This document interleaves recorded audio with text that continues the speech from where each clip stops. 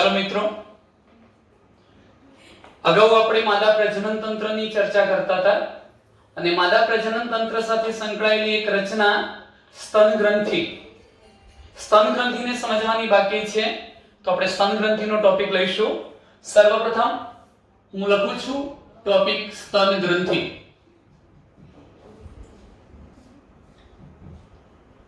આપણે જાણીએ છીએ કે સ્તન ગ્રંથિનું હોવું એ સસ્તન પ્રાણીઓનું અગત્યનું લક્ષણ છે. સ્તન ગ્રંથિ નર જાતિ એટલે કે પુરુષમાં પણ હોય છે અને સ્ત્રીમાં પણ હોય છે, પરંતુ નરમાં તે નિષ્ક્રિય હોય, જ્યારે માદા પ્રાણીમાં સક્રિય હોય છે. સક્રિયનો મતલબ એનો વિકાસ થાય છે, એમાંથી દૂધનો સ્ત્રાવ થાય છે. માદામાં સ્તન ગ્રંથિ સક્રિય છે. આવી સ્તન ગ્રંથિની માદા પ્રાણીમાં એક જોડાવેલી હોય છે. એ શા માટે જરૂરી છે? તો આપણે જાણીએ છીએ મિત્રો કે ગર્ભ વિકાસ પછી જ્યારે પ્રસૂતિની પ્રક્રિયા થવાની, બાળક જન્મ લેવાનું છે, તો એ આવનારું જે બાળક છે એને દૂધ દ્વારા પોષણ આપી શકાય તે હેતુથી સ્તન ગ્રંથિની હાજરી જોવા મળે છે. આ સ્તન ગ્રંથિની રચનાને સમજવા પ્રયત્ન કરીએ તો બંને સ્તન ગ્રંથિ એટલે પ્રત્યેક સ્તન ગ્રંથિની રચનામાં મિત્રો એક તો ગ્રંથીય પેશી આવેલી છે અને બીજો એક ભાગ છે એમાં વિવિધ માત્રાની અંદર મેદ પેશી સમાયેલી હોય છે. તો હું બે ભાગ લખું છું કે પ્રત્યેક સ્તન ગ્રંથિની રચના જોઈએ તો સ્તન ગ્રંથિમાં મહત્વના બે ભાગ તમને જોવા મળશે.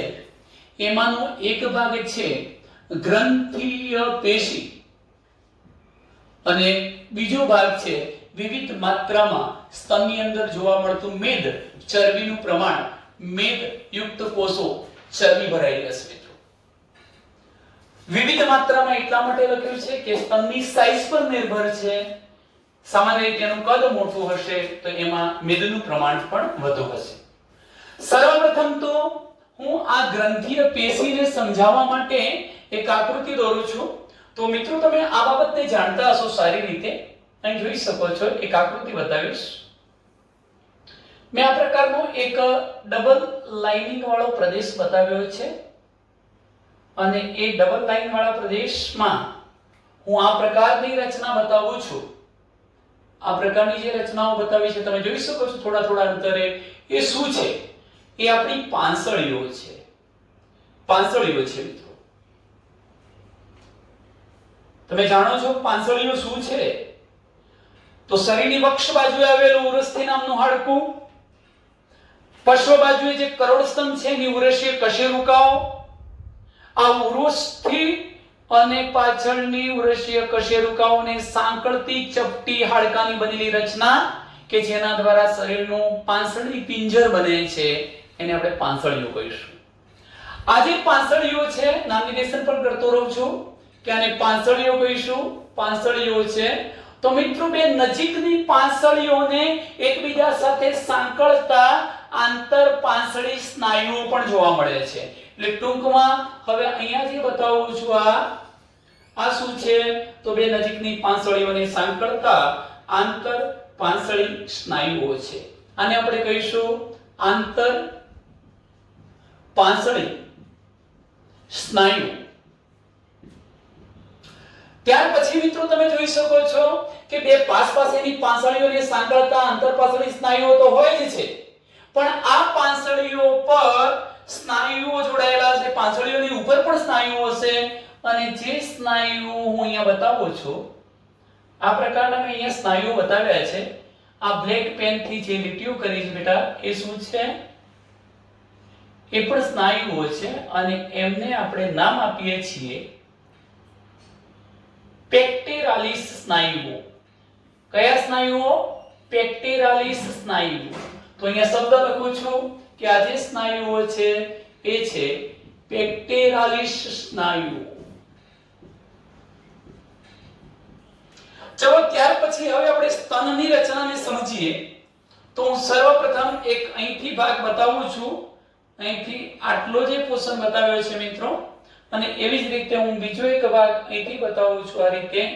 આ થઈ સ્તન ગ્રંથિની રચના. આ સ્તન ગ્રંથિમાં એનો જે ટોચનો ભાગ છે જેને સામાન્ય રીતે આપણે નિપલ કહીશું. તમને એ પણ ખબર છે મિત્રો કે આ જે નિપલનો આજુબાજુનો કેટલોક વિસ્તાર થોડો વધુ પડતો ઘેરો હશે.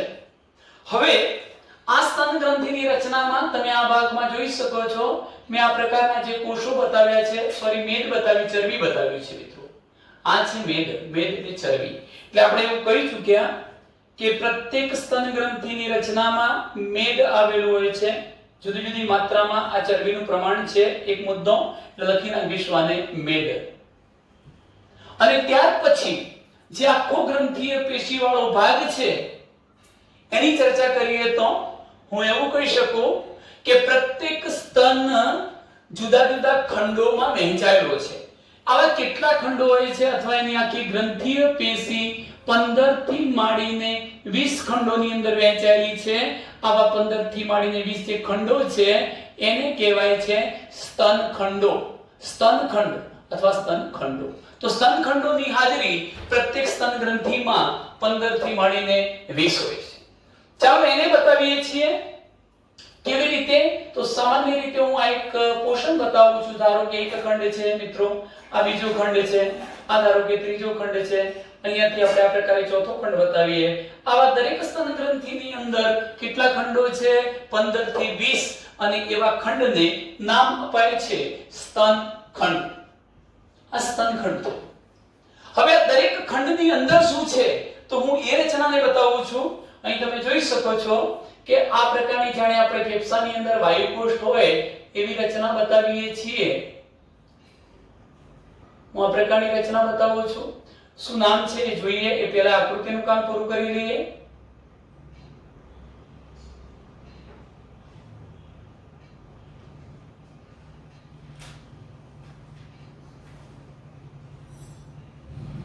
મેં દરેક ખંડની અંદર આ પ્રકારની જે રચના બતાવી છે એ રચનાને કહેવાય કુપિકા.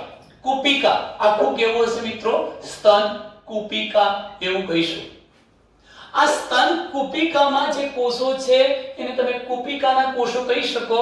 સ્તન કુપિકાના કોષો એ સ્ત્રાવી હોય છે અને માટે જ તે અંદર દુગ્ધનો સ્ત્રાવ કરે છે. દૂધનો સ્ત્રાવ કરે છે, દુગ્ધ અથવા દૂધ.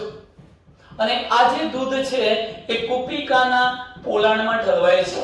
આ કુપિકાના પોલાણમાં હવે ત્યાંથી દુગ્ધનું વહન આગળ કેવી રીતે થાય છે તે સમજીએ. તો જુઓ મિત્રો, અહીંયાથી આ જે દુગ્ધ છે એ સર્વપ્રથમ જે નલિકા દ્વારા વહન પામે છે એવી નલિકાને નામ આપીશું સ્તન નલિકા. તો ટૂંકમાં સ્તન નલિકા દ્વારા કુપિકામાંનું દૂધ બહાર તરફ જશે અથવા કુપિકામાંથી સર્વપ્રથમ આ જે દુગ્ધ હતું એ કોના દ્વારા વહન પામે છે? સ્તન નલિકા દ્વારા.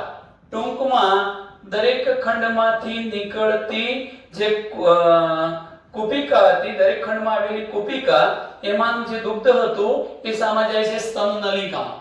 હવે દરેક ખંડમાંથી નીકળતી આ જે સ્તન નલિકાઓ છે એ સ્તન નલિકાઓનું શું થાય છે મિત્રો? તો આવી સ્તન નલિકાઓ એકબીજા સાથે જોડાય છે. તમે જોઈ શકો છો કે આવી સ્તન નલિકાઓ એકબીજા સાથે જોડાય છે.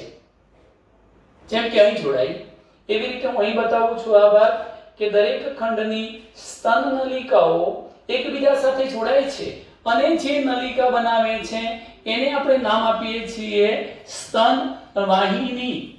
તો દરેક ખંડમાંથી નીકળતી સ્તન નલિકાઓના જોડાણ દ્વારા કોણ બને છે? સ્તન વાહિની બને છે. આવી સ્તન વાહિનીઓ એકબીજા સાથે જોડાય છે. આ પ્રકારની જે સ્તન વાહિનીઓ હતી એકબીજા સાથે જોડાય છે અને એક ફૂલેલી રચના બનાવે છે. આવી જે ફૂલેલી રચના છે મિત્રો એને આપણે તુંબિકા અથવા સ્તન તુંબિકા તરીકે ઓળખાવીશું. આને તુંબિકા અથવા સ્તન તુંબિકા તરીકે ઓળખાવીશું. અને તમે જોઈ શકો છો કે છેવટે આ સ્તન તુંબિકા એક નળી છે જેને આપણે દુગ્ધ નલિકા કહીશું. દુગ્ધનું બહાર વહન કરતી દુગ્ધ નલિકા એ દુગ્ધ નલિકા દ્વારા છેક નિપલ સુધી આવી જાય છે. અને હવે જ્યારે બાળક આ નિપલને મોંમાં લઈ શોષવાનો પ્રયત્ન કરે છે મિત્રો ત્યારે દૂધ એના મુખ સુધી પહોંચી શકે છે. તો ટૂંકમાં સમગ્ર સ્તન ગ્રંથિની રચનામાં મહત્વની બાબત એ હતી કે સ્તન ગ્રંથિ ગ્રંથીય પેશી અને મેદ ધરાવે છે. આ મેદ પણ બતાવી દીધું. દરેક સ્તન ગ્રંથિ લગભગ 15 થી 20 ખંડોમાં વહેંચાયેલી છે, જેને સ્તનખંડ કહેવાય. આવા સ્તનખંડની અંદર સ્તન કુપિકાઓ આવેલી હોય છે. આ કુપિકાના કોષો છે, એમના દ્વારા ઉત્પન્ન થતું જે દુગ્ધ છે એ સર્વપ્રથમ સ્તન નલિકા દ્વારા વહન પામે છે. દરેક ખંડમાંથી નીકળતી આવી જે સ્તન નલિકાઓ હતી એ જોડાઈ જઈને શું બનાવે છે? સ્તનવાહિની બનાવે છે. આવી સ્તનવાહિનીઓ જોડાઈને એક ફૂલેલો ભાગ બનાવશે, જેને આપણે સ્તનતુંબિકા કહીશું. આ સ્તનતુંબિકા શામાં ખુલે છે? દુગ્ધવાહિનીમાં, અને દુગ્ધવાહિની દ્વારા દૂધ બહાર તરફ જાય છે. તો મિત્રો, આ જે રચના આપણે ભણ્યા એ સ્ત્રીઓમાં, માદા પ્રાણીમાં જોવા મળતી સ્તન ગ્રંથિ છે. હવે આપણે જે નવા ટોપિકની શરૂઆત કરવા જઈ રહ્યા છીએ મિત્રો, આ ચેપ્ટરનો આ જે ટોપિક છે એ એમ કહી શકાય કે સમગ્ર પ્રકરણમાં થોડોક સમજવાની દ્રષ્ટિએ હાર્ડ છે. એવું નથી કહેતો કે મુશ્કેલ વસ્તુ છે, ન સમજી શકાય એવું નથી, સમજી શકશો, પણ તમારી એકાગ્રતા, તમારું ધ્યાન આ ટોપિકની અંદર સવિશેષ હોય જરૂરી છે. કારણ કે ઘણી બધી બાબતો એવી છે, જો આને આપણે ડીપમાં ભણવા જઈએ તો કદાચ આખા અંડકોષ જનનની ઘટનાને ચલાવતા 1.5 થી 2 કલાક જેટલો સમય આપણને જાય.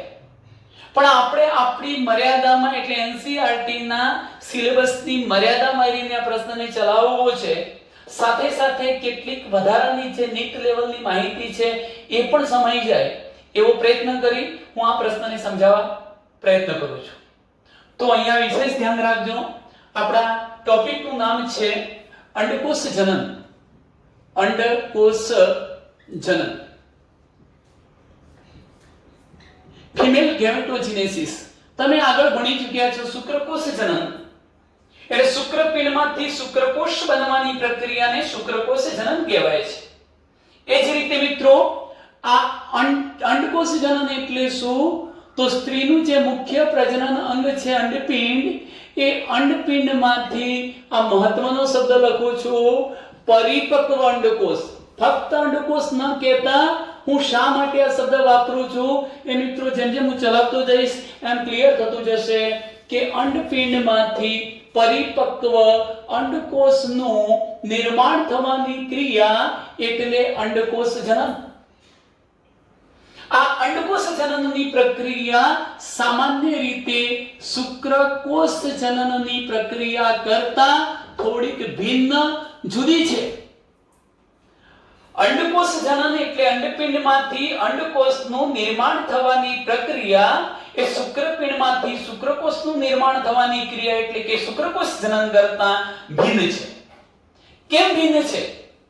આપણે તો એમ કહીશું કે શુક્રકોષ જનનના 3 તબક્કા હતા: ગુણન, વૃદ્ધિ અને પરિપક્વન. તો મિત્રો અહીંયા પણ 3 તબક્કા જોવા મળે છે: ગુણન, વૃદ્ધિ અને પરિપક્વન. તો પછી આ ઘટના કેવી રીતે જુદી પડી એને સમજાવવું એ પહેલા હું તમને એક નાનકડો ચાર્ટ આપું છું મિત્રો. અહીંયા અંડકોષ જનનની ઘટના સમજાવતો એક નાનકડો ચાર્ટ આપું છું. જો કે હું એવું નથી કહેતો કે હું આ ચાર્ટ દોરું છું એટલે તમને સંપૂર્ણ સમજાવી દઉં, એવું નથી કહેવા માંગતો. હું એકવાર ચાર્ટ દોરીશ અને ત્યાર પછી એની માહિતી આપતા જઈશું અને ચાર્ટને સમજતા જઈશું. ચાલો, અંડકોષ જનનની ક્રિયાને પણ તમે મુખ્યત્વે 3 તબક્કામાં વિભાજિત કરી શકો છો. એ તબક્કામાં પ્રથમ તબક્કો છે ગુણન તબક્કો, બીજો તબક્કો છે વૃદ્ધિ તબક્કો અને ત્રીજો તબક્કો છે પરિપક્વન તબક્કો. એમાં ખાસ કરીને કહું મિત્રો, શુક્રકોષ જનન કરતા અંડકોષ જનન ખાસ કરીને એના આ પરિપક્વન તબક્કાના સંદર્ભમાં જુદી ઘટના છે. કેવી રીતે આપણે ટૂંક સમયમાં જોઈએ છીએ. ચાલો, સર્વપ્રથમ તો તમે જાણતા હશો કે અંડપિંડ છે. આપણે એને મોટી આકૃતિમાં પછી સમજીએ છીએ. અંડકોષ છે. અંડકોષની અંદર અહીંયા જે જનન અધિચ્છદના કોષો છે, આ બધા જનન અધિચ્છદના કોષો છે.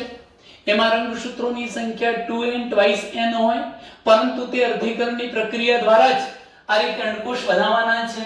અને અર્ધીકરણ એ જ આપણે પરિપક્વન જોવાનું છે. પણ એ પહેલા હું શરૂઆત કરું છું અંડકોશ જનનમાં આ કોષથી, જે કોષને આપણે શું નામ આપ્યું? જનન અધિચ્છદનો કોષ અથવા જનન માતૃકોષ, અથવા તમે એને આદિ પૂર્વ અંડકોષ પણ કહી શકો. લખું છું અહીંયા. અમે સર્વપ્રથમ એક કોષ બતાવ્યો છે જેને જનન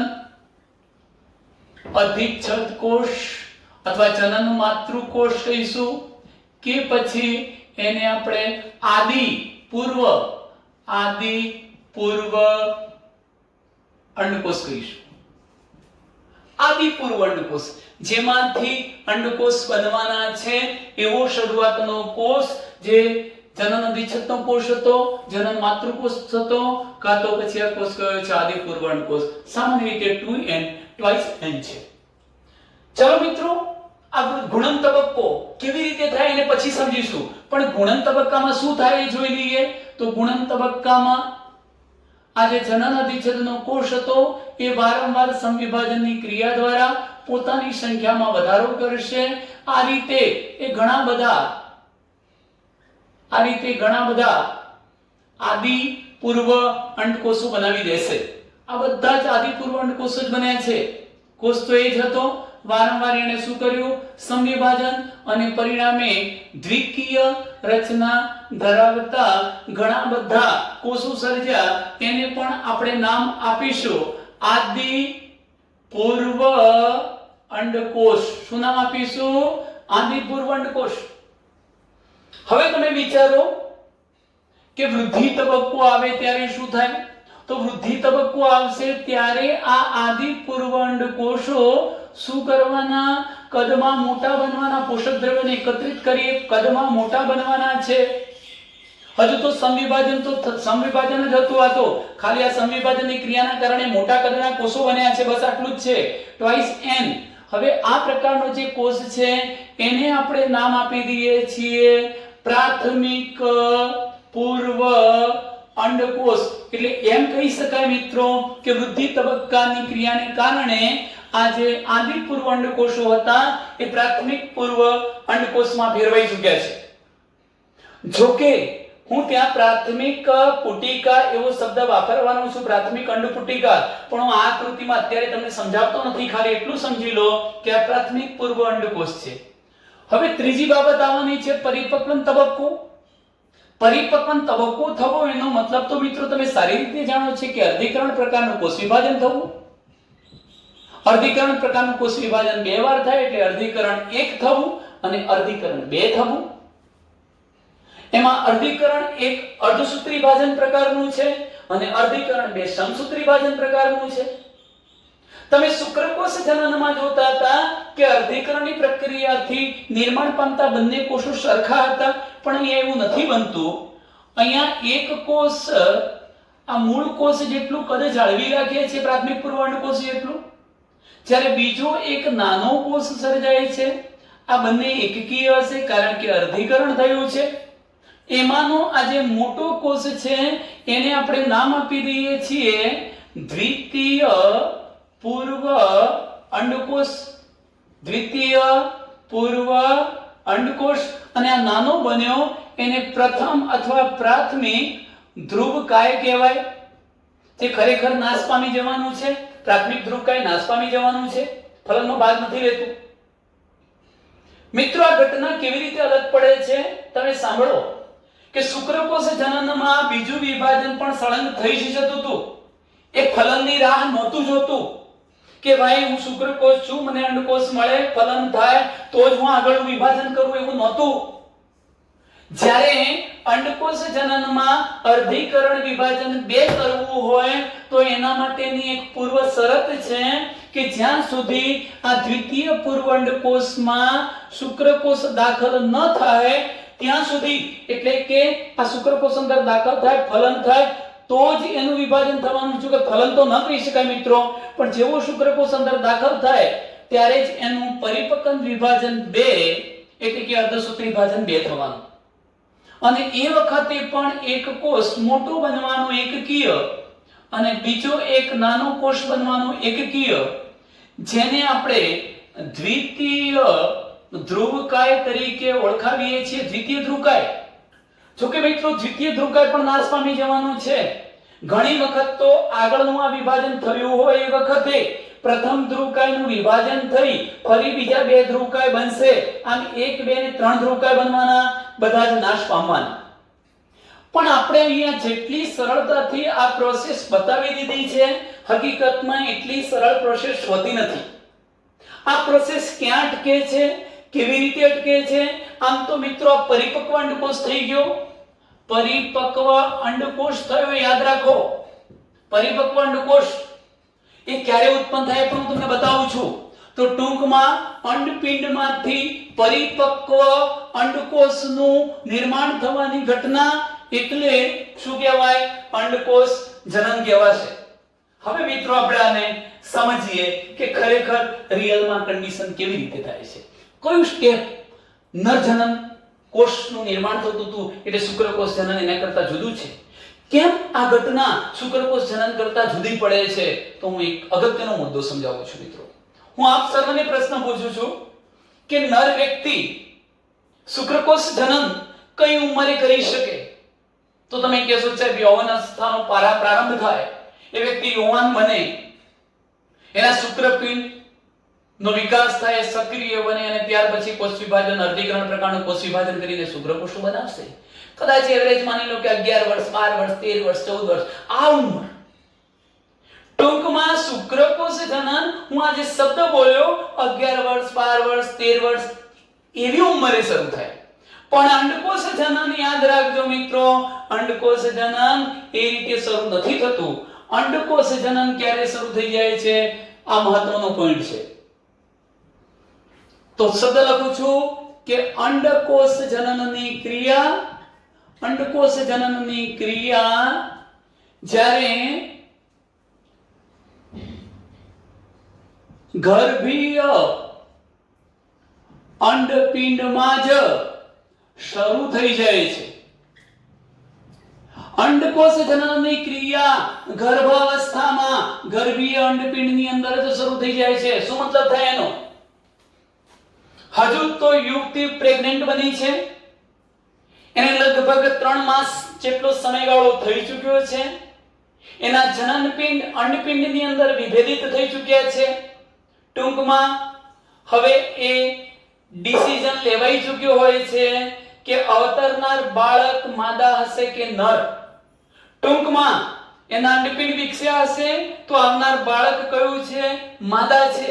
તો એ વખતે જ લગભગ મિત્રો હું 3 મહિનાની વાત કરું છું. જોજો 3 માસનો સમયગાળો, આ 3 માસના સમયગાળા દરમિયાન હું એક મહત્વનો પોઈન્ટ લખું છું. લગભગ 6 થી માંડીને 7 મિલિયન જેટલા આદિ પૂર્વ અંડકોષ સર્જાઈ ચૂક્યા હોય છે. માત્ર હજુ તો યુવતીએ જન્મ ધારણ કર્યો નથી, યુવતી માતાના કુખમાં ગર્ભાશયની અંદર વિકસી રહેલ છે, ફક્ત 3 મહિનાની છે અને છતાં પણ એનું અંડપિંડ એ અહીંયા જોઈ શકો લાખોની સંખ્યામાં 6 થી 7 મિલિયન જેટલા આદિપૂર્વ અંડકોષ સર્જી નાખે છે. આવા આદિપૂર્વ અંડકોષો ઉત્પન્ન કરી દે છે. તો મિત્રો કયો તબક્કો એને ગર્ભીય અવસ્થામાં પૂરો કરી લીધો છે? એને ગુણક તબક્કો, પ્રથમ તબક્કો માતાના કુખમાં જ અંડપિંડની અંદર ગર્ભ અવસ્થામાં જ પૂરો કરી લીધો છે. શું સર્જી નાખ્યું છે? આદિ પૂર્વ અંડકોષો ઉત્પન્ન કરી દીધા છે. હવે એમાંથી શું ઘટના બનવાની કે જ્યારે આ બાળકી જન્મ લે છે ત્યારે એમાંથી ફક્ત 2 મિલિયન જ કેટલા? આમાંથી ફક્ત એ બાળકીના, એ સ્ત્રીના, એ માદા પ્રાણીના જન્મ વખતે એમાંથી ફક્ત 2 મિલિયન જેટલી જ પ્રાથમિક પુટિકાઓ પણ કહી શકું, એવું ન કહેવું હોય તો પ્રાથમિક પૂર્વ અંડકોષ હોય છે. હવે તમને એમ થાય કે 6 થી 7 મિલિયન જેટલા આદિપૂર્વ અંડકોષો બની ચૂક્યા હતા અને જો દરેકે દરેક આદિપૂર્વ અંડકોષ જો પ્રાથમિક પૂર્વ અંડકોષમાં ફેરવાતો હોય અને પ્રાથમિક પૂર્વ અંડકોષમાં ફેરવાવું એટલે વૃદ્ધિ પામતો હોય. તો આ રીતે આશરે 6 થી 7 મિલિયન જેટલા પ્રાથમિક પૂર્વ અંડકોષ બનવા જોઈએ. આ પ્રાથમિક પૂર્વ અંડકોષ ધરાવતી પ્રાથમિક પૂર્વ અંડપુટિકાઓ બનવી જોઈએ. પણ મિત્રો, આ બધા જ કોષોમાં એટલી ક્ષમતા હોતી નથી. એમાંથી બાળકી જન્મે એ સમયગાળા દરમિયાન, એટલે કે બાકીનો જે 7 મહિનાનો ગર્ભ વિકાસ રહ્યો, 3 થી 6 મહિનાનો, બાકીના 6 મહિના, એ દરમિયાન મોટા ભાગના આદિ પૂર્વ અંડકોષો નાશ પામી જાય છે અને એમાંના ફક્ત 2 મિલિયન જેટલા જ શામાં રૂપાંતરિત થઈ જાય છે, પોષણ મેળવી પ્રાથમિક પૂર્વ અંડકોષમાં ફેરવાય છે, મોટા બની જાય છે. તો અહીં સુધીની બાબત થઈ 2 મિલિયન જેટલી પ્રાથમિક પુટિકાઓ કે પ્રાથમિક પૂર્વ અંડકોષો હજુ બાકી રહ્યા છે. હવે બાળકીનો જન્મ થઈ ચૂક્યો છે. જન્મ વખતે લગભગ એના અંડપિંડની અંદર 2 મિલિયન જેટલી અંડપુટિકાઓ અથવા પ્રાથમિક પૂર્વ અંડકોષો હતા. હવે શું? જન્મ બાદ યાદ રાખજો કે જન્મ બાદ શું ઘટના બનવાની છે? તો બાળકીના જન્મ થઈ ગયો છે. હવે જન્મ બાદ એ પુખ્ત બનવા તરફ જઈ રહી છે, મોટી થવાની છે, અને પ્રોબર્ટી પિરિયડ આવવાનો છે, અથવા તો એમ કહેવાય એની પુખ્તાવસ્થા શરૂ થવાની છે, એ યૌવનકાળ. ટૂંકમાં એ માસિક પ્રક્રિયામાં આવી શકે એ સ્ટેજે પહોંચવાની છે. અને ત્યાં સુધીમાં મિત્રો હું તમને કહું તો ત્યાં સુધીમાં એમાંથી હજુ એ ઘટીને લગભગ 60,000 થી માંડીને 80,000 જેટલી અંડપુટિકાઓ એ વખતે હોય છે, અંડની અંદર મોજૂદ હોય છે, જોવા મળે છે. કેટલી? 60,000 થી માંડીને 80,000 અંડપુટિકાઓ હજુ હોય છે. એનો મતલબ કે 2 મિલિયન પ્રાથમિક પૂર્વ અંડકોષ ધરાવતી પ્રાથમિક પુટિકાઓમાંથી ઘણી બધી પુટિકાઓ વિઘટિત નાશ પામી ગઈ અને ફક્ત 60,000 થી 80,000 અંડપુટિકાઓનું અસ્તિત્વ બાકી રહે છે. તમને એ પણ કહી દઉં કે જન્મ પછી નવેસરથી કોઈ જ પ્રકારનું સમવિભાજન થતું નથી, માટે આદિપૂર્વ અંડકોષો નવા બનતા નથી, નવી પ્રાથમિક પુટિકાઓનું નિર્માણ પણ થતું નથી. પણ જે અહીંયા હાજર છે એવી 60,000 થી માંડીને 80,000 જેટલી જે અંડપુટિકાઓ બાકી રહેતી, એ જ અંડપુટિકાઓ ભવિષ્યમાં અંડકોષ નિર્માણનું કાર્ય કરવાની છે. પણ મિત્રો, તમને એક મોટો ગંભીર પ્રશ્ન થશે કે સાહેબ, જીવનકાળ દરમિયાન શું સ્ત્રી 60,000 થી માંડીને 80,000 અંડપુટિકાઓમાંથી આટલા બધા અંડકોષ ઉત્પન્ન કરી દેતી હશે? ના, નથી કરી શકતી. સ્ત્રી એમાંથી એના જીવનકાળ દરમિયાન ફક્ત 400 થી માંડીને 500 જેટલા જ અંડકોષો ઉત્પન્ન કરી શકે છે. એનો મતલબ તો એવો થયો કે એના જીવનકાળ દરમિયાન એક્ટિવ, ખરેખર સક્રિય રીતે વિકાસ પામતી અંડપુટિકાઓની સંખ્યા કે જેમાંથી આવા અંડકોષો બનવાના હતા, એની સંખ્યા હકીકતમાં કેટલી થઈ જશે?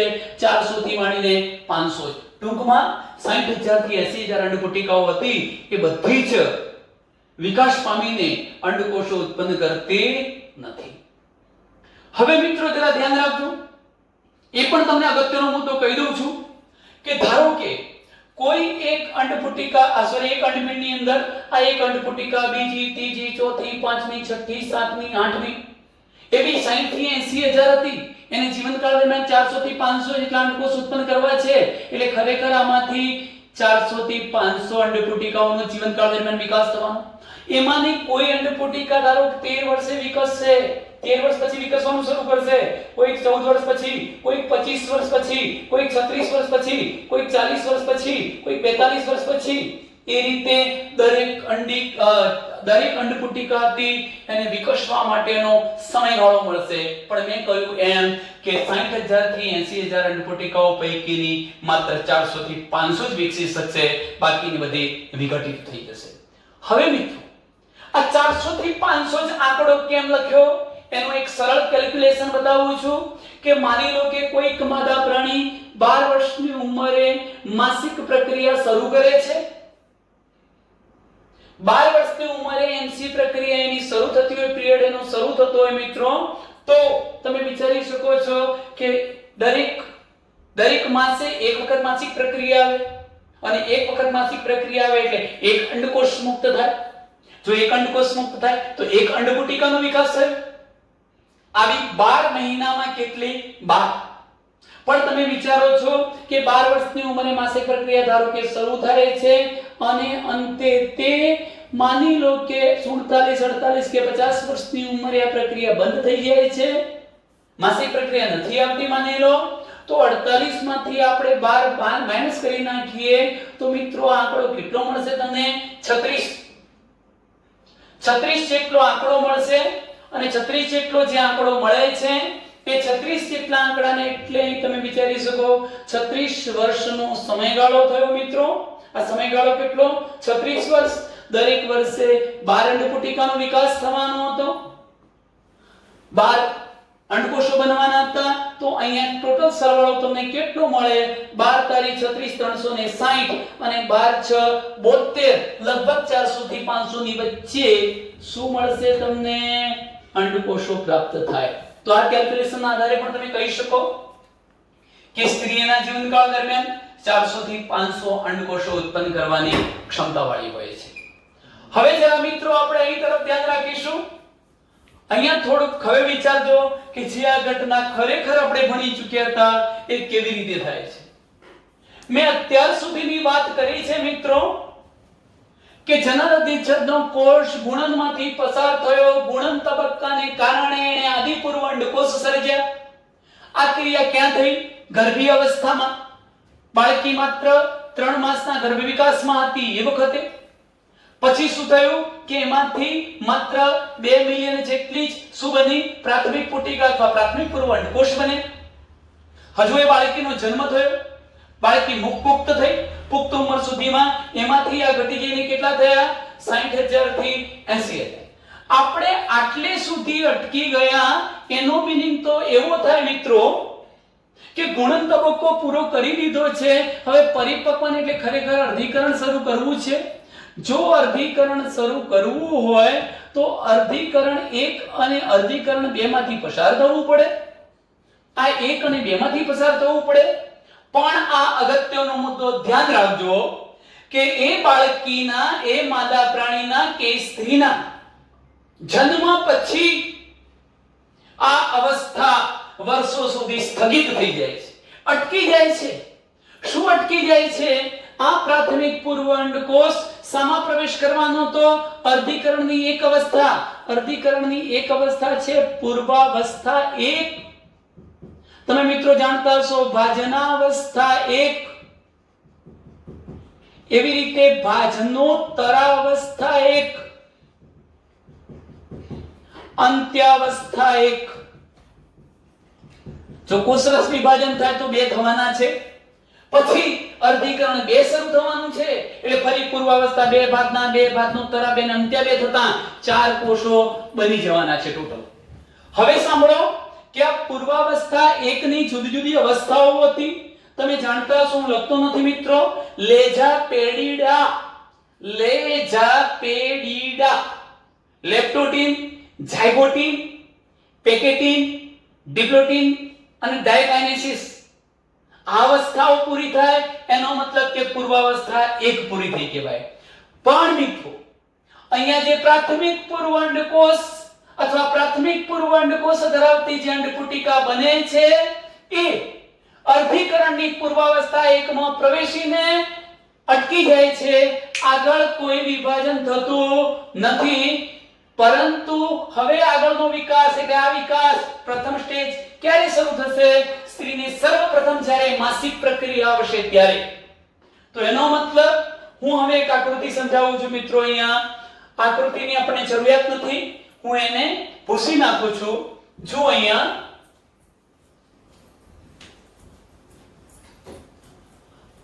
હવે અંડપિંડની અંદર કયા પ્રકારની ઘટના થાય છે એને સમજજો તો આખો મુદ્દો ક્લિયર થઈ જશે. અહીંથી તમે જોઈ શકો છો કે હું એક મોટો અંડપિંડ બતાવું, મોટી આકૃતિ દોરું છું મિત્રો ઈરાદાપૂર્વક, જેથી કરીને તમે તમામ ઘટનાને સમજી શકો. મોટી આકૃતિ દોરું છું. અમે એક અંડપિંડ દોર્યું છે. આ શું બતાવ્યું છે? અંડપિંડ બતાવ્યું છે. એમાં હવે સર્વપ્રથમ મારે તમને કહેવું છે કે આદિ પૂર્વ અંડકોષ, તમે જાણો છો કે પ્રાથમિક પૂર્વ અંડકોષમાં પેલો ખોરાકનો સંગ્રહ કરીને મોટા થઈ જતા હતા કદમાં, ત્યારે આપણે એને પ્રાથમિક પૂર્વ અંડકોષ કહેતા હતા.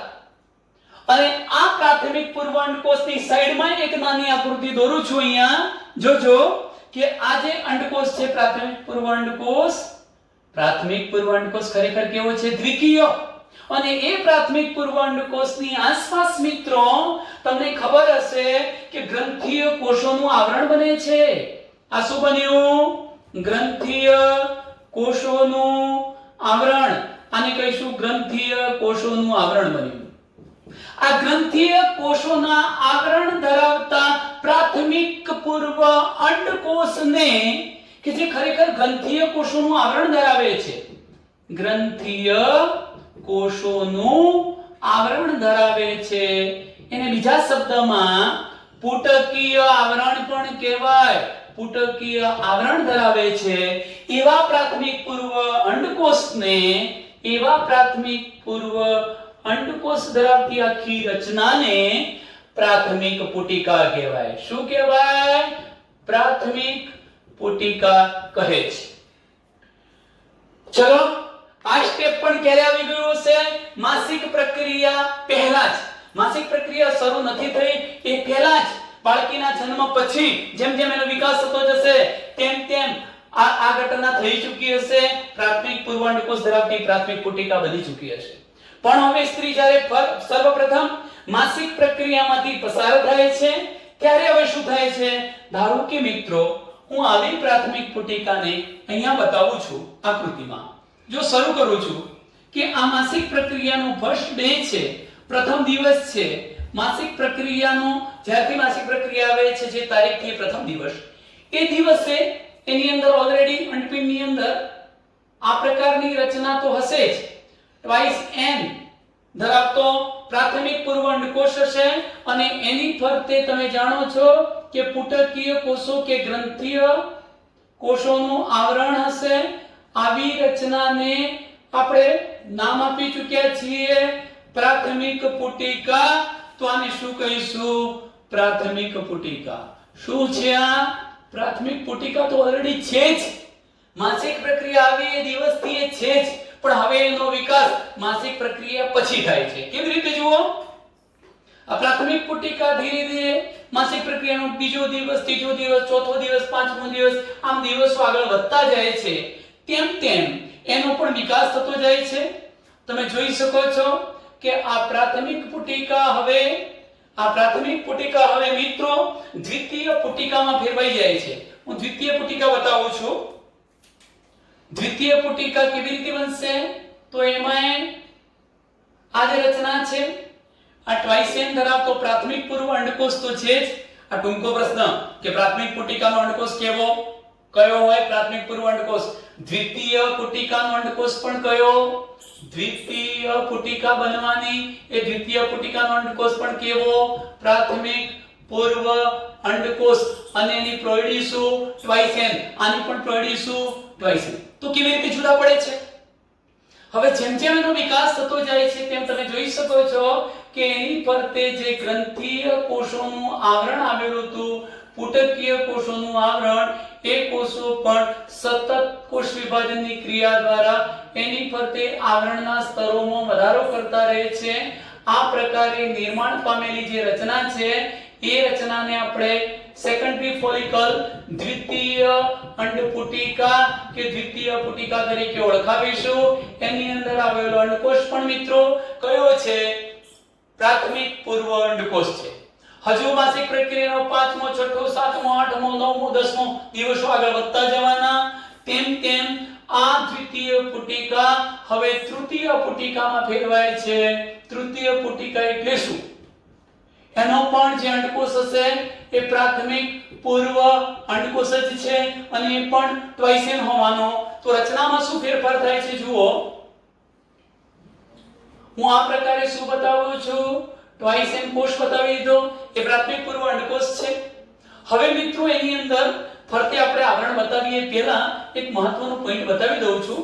હું અહીંથી એક આ પ્રકારની રચના બતાવું છું.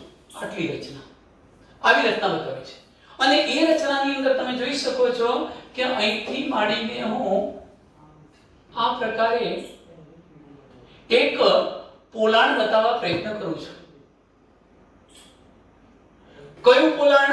તો આજે પેનના ડોટ થી બતાવું છું. આ પોલાણ થયું. એ પોલાણને આપણે એન્ટ્રમ કહીએ છીએ. એન્ટ્રમ ધરાવતી અંડપુટિકાને આપણે શું નામ આપીશું? તૃતીય પુટિકા. પણ આજુબાજુ શું છે? તો પેલા કોષો તો ખરા જ. કયા કોષો? તો જોજો, આ પ્રાથમિક પૂર્વ અંડકોષની ફરતે તો કોષો હતા જ. આ છે જ પુટકીય કોષો કે અધિચ્છદીય કોષો. એ કદાચ અહીં સુધી પણ છે. જોજો, સાંભળજો, અહીં પણ છે. અને તમને ખબર છે કે વચ્ચે જે પોલાણ સર્જાય તો એની આજુબાજુ પણ આ પ્રકારના પુટકીય અધિચ્છદ કે ગ્રંથીય અધિચ્છદના કોષોની હાજરી છે. ટૂંકમાં જેમ જેમ માસિક પ્રક્રિયા આગળ વધતી જાય છે, દિવસો વીતતા જાય છે, તેમ તેમ પ્રાથમિક પુટિકા દ્વિતીય પુટિકામાં ફેરવાય છે. એટલે કે ગ્રંથીય કોષોના સ્તરમાં વધારો થાય છે. ત્યાર પછી તે તૃતીય પુટિકામાં ફેરવાય. એનો મતલબ એવો થયો કે તૃતીય પુટિકામાં પણ આ ગ્રંથીય કોષોની સંખ્યા અને એના સ્તરો વધતા જવાના છે. પણ સાથે સાથે વચ્ચે એક પોલાણ નિર્માણ પામવાનું છે, કોટર, અને એ કોટરની અંદર પ્રવાહી ભરેલું હશે. આવું જે કોટર છે એને એન્ટ્રમ તરીકે ઓળખવામાં આવે છે. અને આ જે એન્ટ્રમ ધરાવતી આખી પુટિકા બની છે, એવી પુટિકાને આપણે નામ આપી શકીએ તૃતીય પુટિકા. તો હું આને કહી દઉં છું તૃતીય પુટિકા.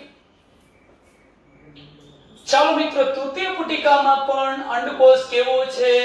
દ્વિકીય જ છે. હવે આ તૃતીય પુટિકા લગભગ 11મો 12મો દિવસ આવશે ત્યાં સુધીમાં એક ગ્રાફિયન પુટિકામાં ફેરવાઈ જાય છે. કઈ પુટિકા? ગ્રાફિયન. પણ એક સારામાં સારી બાબત સમજી લો મિત્રો કે ખરેખર હવે અર્ધીકરણ વિભાજન એક શરૂ થઈ જશે અને પરિણામે એનો જે અંડકોષ છે એકકીય બની જવાનો છે. દ્વિકીયમાંથી કેવો બની જવાનો છે? હવે એકકીય. કેવી રીતે આ રીતના બતાવીશું એ પણ તમે જોઈ લો કે આનો એકકીય અંડકોષ થઈ ગયો. કેમ એકકીય થયો બેટા? અર્ધીકરણ થયું પ્રાથમિક પૂર્વ અંડકોષનું. એ ક્યાં હતો? પેલી તૃતીય પુટિકામાં રહેલો પ્રાથમિક પૂર્વ અંડકોષ હતો. એનું અર્ધીકરણ વિભાજન એક થયું છે. પરિણામે એક આવો મોટો કોષ અને એક બીજો નાનો પ્રથમ ધ્રુવકાય સર્જાવાનું એની જરૂર નથી. એ માની લો કે ડિસ્ટ્રોય થઈ ગયો છે એવું માની લઈશું. હવે તો આ એક અર્ધીકરણની પ્રક્રિયાથી એકકીય અંડકોષ સર્જાયો છે. અને પછી પેલું પોલાણ તો હશે જ. પોલાણ હોવાનું એટલે કે આવી રચના તો તમને જોવા મળવાની છે, પણ થોડીક મોટી બતાવી મિત્રો, કારણ કે ગ્રાફિયન પુટિકા સામાન્ય રીતે મોટી હોય છે. આ રીતે હું મોટી બતાવું છું. અહીંયા તમને એક બાજુએ આ પ્રકારનું થોડું પોલાણ પણ બતાવી દઉં છું. જે પોલાણનું આપણે નામ આપી ચૂક્યા છે કે તમને એ પણ ખબર છે. સારું, હવે તમે જોઈ શકો છો કે આ તો બધું પોલાણ થઈ ગયું. એન્ટ્રમ વાળો પોલાણ હતું. બાકીના જે અધિચ્છદીય કે પુટકીય કોષો હતા એને આપણે એમ જ બતાવી દઈએ છીએ જેમ હતા એમ જ. તો મેં આ કોષો પણ બતાવી દીધા. આ પ્રકારે બનેલી જે રચના છે એને આપણે નામ આપીશું ગ્રાફિયન પુટિકા. તો મને તફાવતનો એક મુદ્દો કહી શકશો મિત્રો કે તૃતીય પુટિકા અને ગ્રાફિયન પુટિકા વચ્ચે શું ફેર છે? તો તૃતીય પુટિકામાં આવેલો અંડકોષ એ પ્રાથમિક પૂર્વ અંડકોષ હતો અને એનું કોષ કેન્દ્ર દ્વિકીય હતું. પણ અહીંયા આવેલો જે અંડકોષ છે એ અંડકોષ એકકીય હશે. એનું કોષ કેન્દ્ર એકકીય હશે અને એવા અંડકોષને નામ અપાય છે દ્વિતીય પૂર્વ અંડકોષ. એકકીય હતો. મિત્રો જુઓ, આ રહ્યો, એને મેં નામ આપ્યું છે અહીંયા. ક્યાં આવ્યું? દ્વિતીય પૂર્વ અંડકોષ હતો. આનું વિભાજન થયું. આ ક્યારે થઈ? આ બધી પ્રોસેસો માસિક પ્રક્રિયા પછી. આટલે સુધીની ઘટના, ફક્ત આટલે સુધી માસિક પ્રક્રિયા સુધીની ઘટના, આગળની નહીં, આટલે સુધીની જ આ ગ્રાફિયન પુટિકા બની ગઈ. શું બની મિત્રો? ગ્રાફિયન પુટિકા. અહીંયા પણ તમે કોષો તો બતાવાય તો બતાવી શકો કે આ દ્વિતીય પૂર્વ અંડકોષની ફરતે પણ કોષીય આવરણ તો હોય જ છે.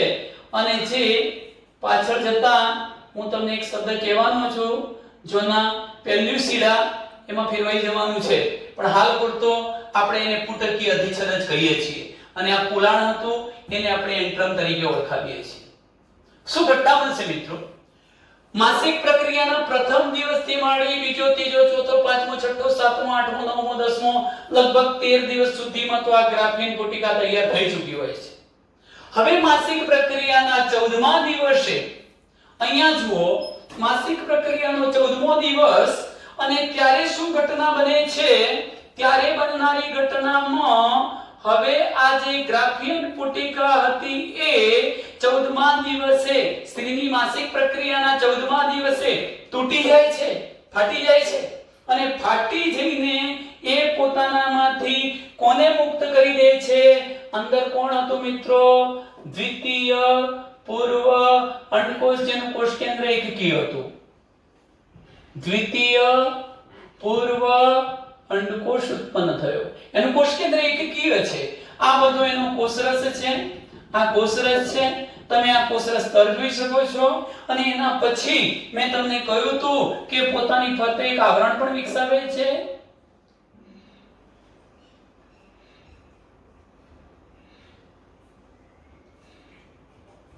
આખી મેં એક રચના બતાવી દીધી છે આવરણવાળી અને હજુ એની ફરતે હું આવા કોષો પણ છૂટાછવાયા થોડાક આ પ્રકારના કોષો હોય એવી પણ રચના બતાવું છું મિત્રો.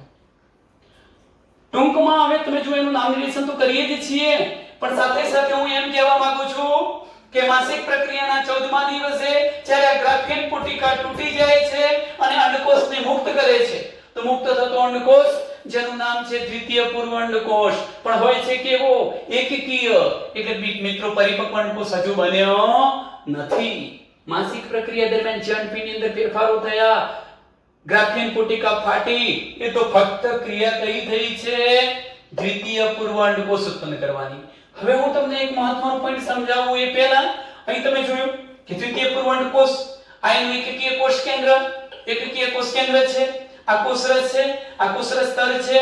પરંતુ આવા દ્વિતીય પૂર્વ અંડકોષે ગ્રાફિન પુટિકામાંથી મુક્ત થયા પછી જે પોતાની ફરતે આવરણ વિકસાવ્યું છે એને શું નામ અપાય છે? જોના પેલ્યુસિડા. એને શું કહીશું? જોના પેલ્યુસિડા. અને મુક્ત થાય પોતાની સાથે કેટલોક સમૂહ આજુબાજુ લેતું આવશે, એને આપણે કોરોના રેડિયોટા કહીશું. આને શું કહીશું? કોરોના રેડિયોટા. ચાલો મિત્રો, હવે થોડીક જ વારમાં આપણે પ્રશ્નને પૂરો કરી દેવાના છીએ. જરા ધ્યાનથી સમજજો. મેં મહત્વનો મુદ્દો એક બાકી રહી ગયો છે. કયો? આટલે સુધીની ક્રિયા તો સમાપ્ત થઈ ચૂકી, પણ હવે શું? અર્ધીકરણ વિભાજન 2 કરવું છે, છેલ્લું પરિપક્વ વિભાજન. આ ક્યારે થાય? જ્યારે અંદર શુક્રકોષ દાખલ થાય. શામાં દાખલ થાય? દ્વિતીય પૂર્વ અંડકોષમાં દાખલ થાય. કેવી રીતે દાખલ થાય? તો એ ઘટના જુઓ મિત્રો. અહીંયા આ પ્રકારની એક આકૃતિ હું બતાવી દઉં, થોડીક આછી આકૃતિ. તમને ખબર છે કે અહીંયા શું હતું? અહીં શું હતું? અંડવાહિની દિવાલ. અંડકોષ જે મુક્ત થયો અંડવાહિની દિવાલ દ્વારા ગ્રહણ થઈને અંદર પ્રવેશી જવાનો છે. હવે એને શુક્રકોષ મળવો જોઈએ. એ કેવી રીતે મળશે? તો તમને એ પણ ખબર છે કે અંડવાહિનીનો કોન્ટેક્ટ કોની સાથે હોય છે? ગર્ભાશય સાથે. ગર્ભાશય યોનિમાર્ગ સાથે, યોનિમાર્ગ યોનિદ્વાર સાથે. તો હવે જ્યારે પુરુષનું શિશ્ન જ્યારે યોનિમાર્ગની અંદર પ્રવેશે છે ત્યાં વીર્ય ધરાવતા શુક્રકોષ ધરાવતા વીર્યને મુક્ત કરશે. આ શુક્રકોષો ગતિ કરતા અંડવાહિનીના શરૂઆતના ભાગે આવશે અને અંદર દાખલ થશે.